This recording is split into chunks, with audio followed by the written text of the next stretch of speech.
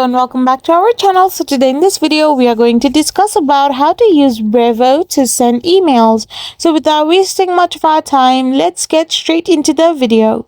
So Brevo is an all-in-one marketing platform that allows you to send email campaigns, automations, transactional emails, and many more. So to simply use it, all you gotta do is simply sign up or log in into your account by entering your email address and creating a password.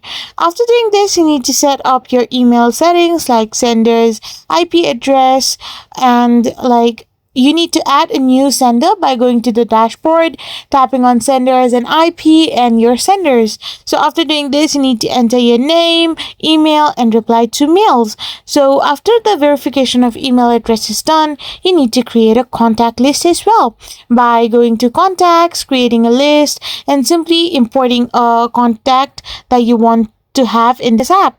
After doing this, you can simply create an email address as email campaign as well by going in the campaign section and clicking on create an email campaign. So simply fill in the campaign name, subject line, and stuff like that.